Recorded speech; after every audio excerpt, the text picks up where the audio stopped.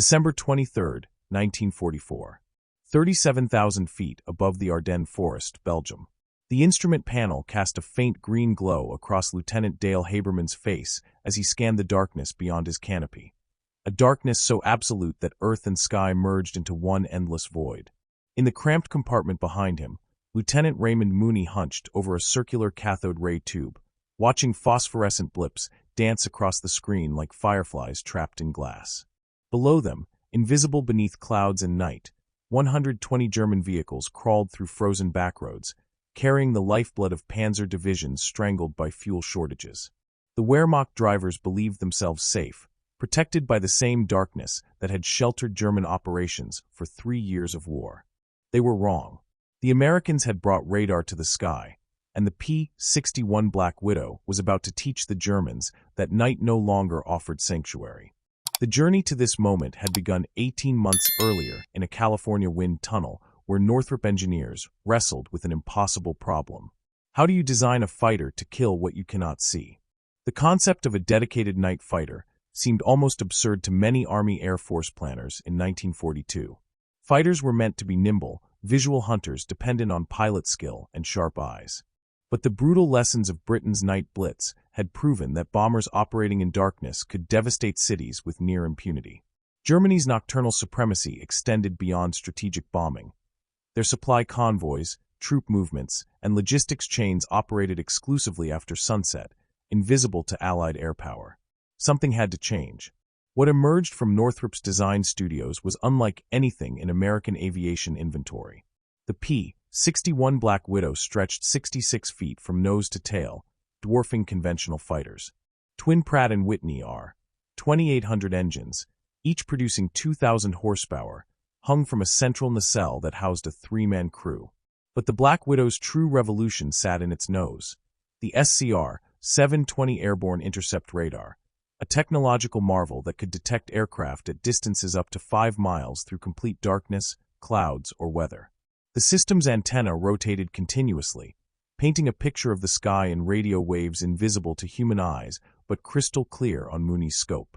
4 20mm cannons mounted in a belly turret and 4 50-caliber machine guns in the upper fuselage gave the Black Widow teeth sharp enough to shred anything it found. By autumn 1944, the 422nd Night Fighter Squadron had become one of the most effective and least known units in the European theater. Operating from Forward Airfield Y-34 near Nancy, France, Haberman and Mooney had flown 37 missions together, developing the kind of unspoken coordination that separated competent crews from lethal ones. Haberman, a former commercial pilot from Oregon, possessed the steady nerves required for instrument flying in weather that kept other aircraft grounded. Mooney, a former radio technician from Chicago, could read radar signatures the way some men read books, interpreting subtle variations in signal strength, distinguishing between aircraft types by their radar cross-sections, even detecting ground vehicles when conditions allowed. Together, they had claimed 6 German aircraft destroyed, but tonight's mission would make those victories seem insignificant. The briefing at 1900 hours had been terse. German forces launching their surprise Ardennes offensive, soon to be known as the Battle of the Bulge, were critically short of fuel.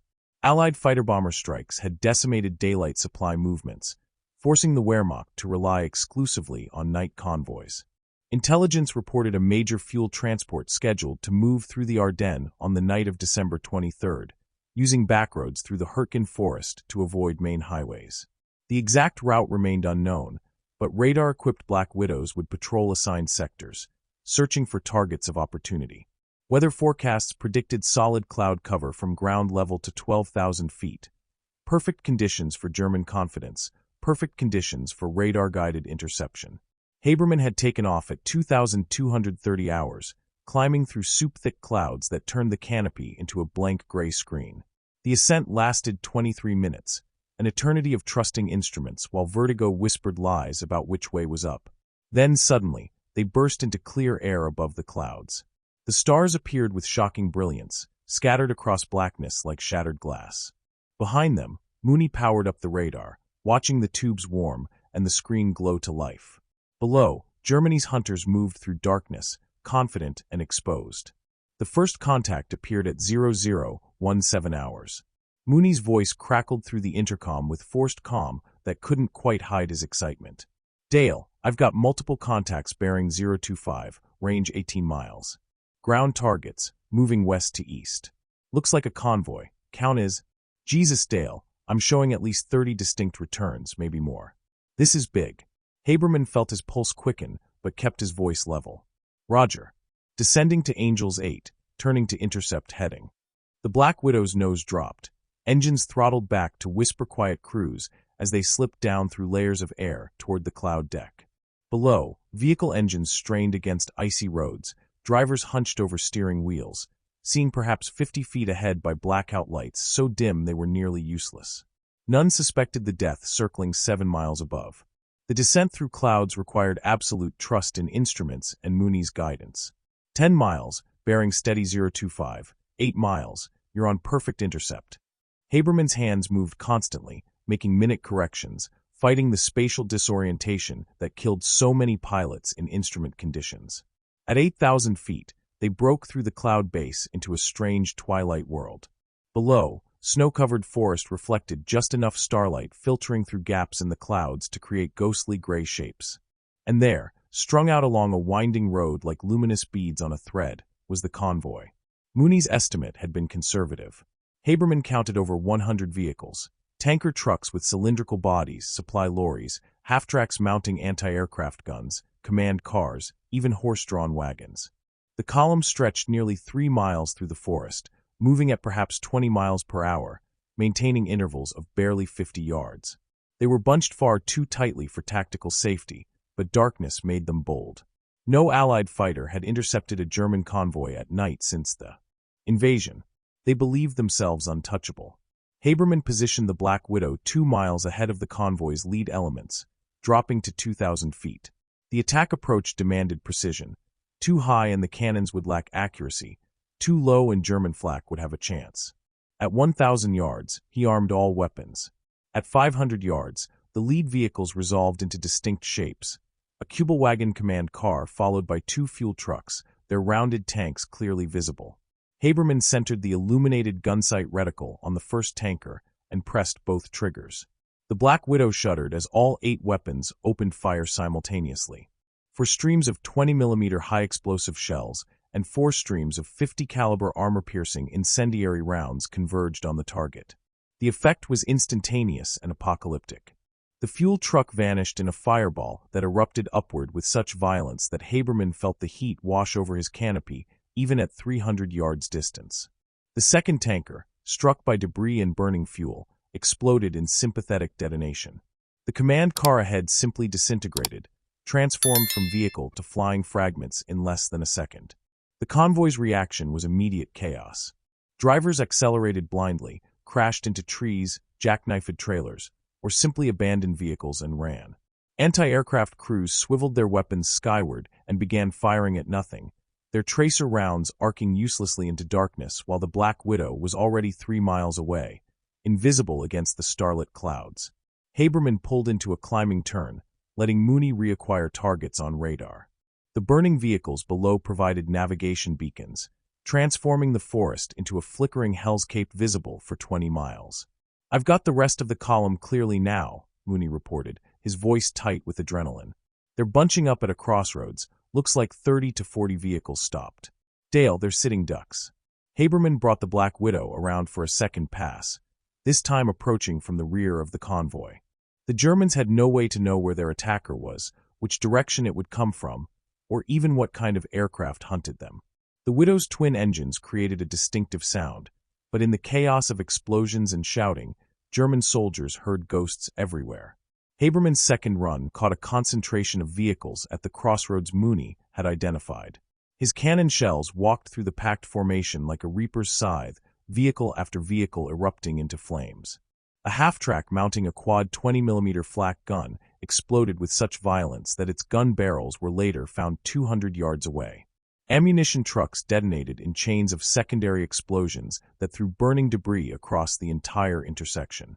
For 90 minutes, Haberman and Mooney worked with systematic precision. Mooney would identify targets on radar, guide Haberman to attack position, and the Black Widow would strike. Pull away, circle, attack again. The Germans tried everything, dispersing vehicles into the forest, dousing lights completely, even firing flares to illuminate the sky. Nothing worked. The radar saw through darkness, through smoke, through clouds. When flares turned night into temporary day, the Black Widow simply climbed into the clouds and waited for darkness to return before resuming the hunt.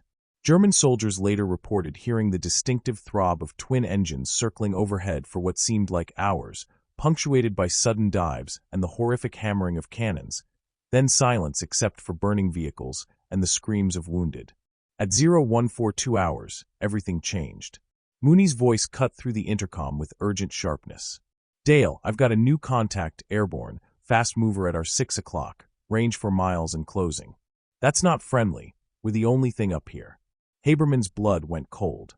The Germans had sent a night fighter, probably a Junkers Ju-88G, equipped with their Liechtenstein radar. The Predator had found another Predator.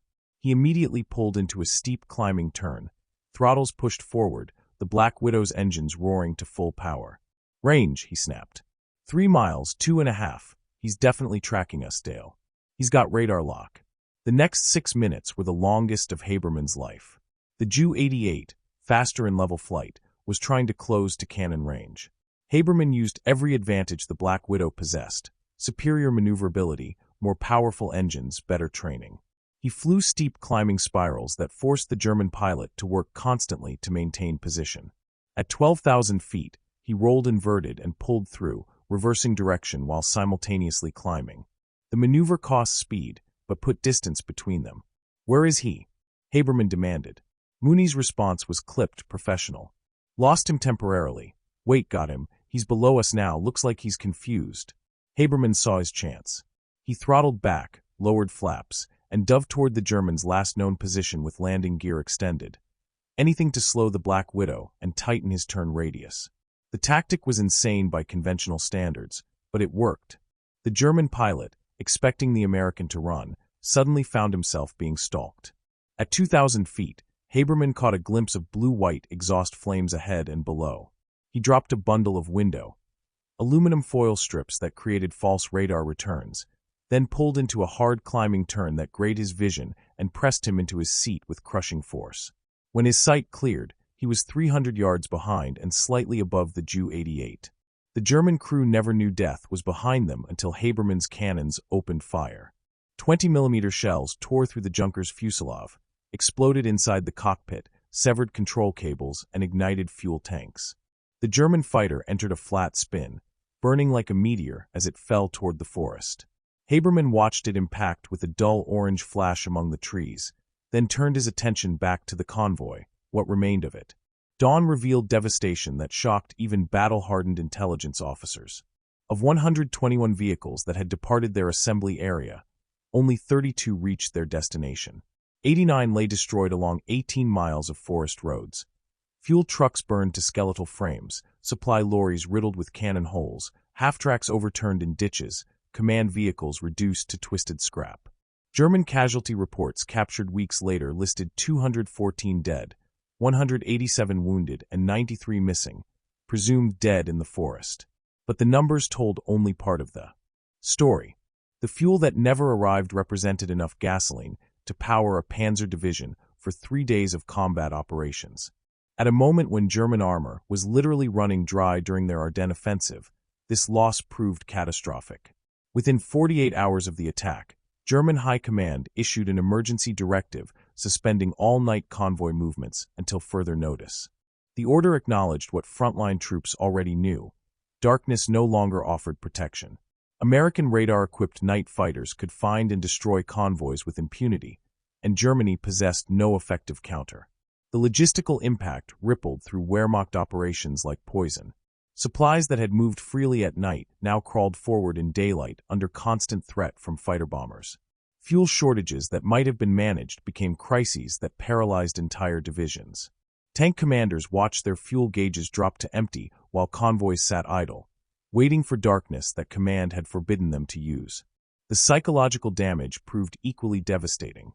German soldiers who had felt relatively safe after sunset now flinched at every aircraft engine sound overhead. Convoy drivers refused assignments, citing the impossibility of defending against invisible attackers. Intelligence reports described demoralization spreading through logistics units as they realized the night, their last refuge, had been taken from them. Interrogated prisoners spoke of the Schwarz-Witwe, Black Widow, with something approaching superstitious dread, attributing to it nearly supernatural abilities to find and destroy targets in impossible conditions. Haberman and Mooney flew 23 more missions before war's end, claiming for additional aircraft and destroying countless ground targets. Their December 23rd mission became legendary within Night Fighter circles, studied at training schools as the perfect example of radar-guided interception and attack. But the two men rarely spoke about it after the war, uncomfortable with the attention. Mooney, in a 1987 interview, came closest to explaining their reticence. People wanted to hear about heroism and glory. What we did was more like slaughter. Those German drivers never had a chance against radar they couldn't detect, and weapons they couldn't see until it was too late. War isn't heroic. It's efficient killing, and that night we were very efficient. The P-61 Black Widow flew in combat for less than 18 months, overshadowed by more famous fighters, and quickly retired after the war as jet aircraft rendered it obsolete. Only two complete examples survive in museums, silent witnesses to a technological revolution that changed warfare forever. The SCR-720 radar, cutting edge in 1944, evolved into systems that today make true invisibility impossible for any aircraft, day or night. But in December 1944, it was magic, a way to see through darkness itself and strike with precision that seemed impossible. The German convoy that died in the Ardennes forest represented more than tactical victory. It symbolized the moment when technological superiority, industrial capacity, and operational innovation converged to remove the last advantage held by a desperate enemy. Germany had owned the night through surprise, audacity, and necessity. America took it with radar, firepower, and systematic application of resources that Nazi Germany could never match. The Fireflies had foiled more than a convoy. They had proven that in modern warfare, there would be nowhere left to hide. As Lieutenant Haberman descended through pre-dawn darkness after that mission, his fuel gauges reading near empty and his ammunition exhausted, he transmitted a simple message to base operations. Convoy destroyed. Returning to base. The controller's response crackled through his headset. Roger, Firefly. Welcome home. But for the German survivors stumbling through frozen forest, watching their vehicles burn and their mission collapse, there would be no home. Only the terrible knowledge that the darkness had betrayed them, that American ingenuity had turned night into a weapon, and that every sunset would now bring not safety but dread. The age of radar-guided warfare had begun, written in fire across Belgian snow, and sealed with the systematic destruction of 121 vehicles that had believed themselves invisible. The thunder had spoken in darkness, and Germany had nothing left to answer with but fear.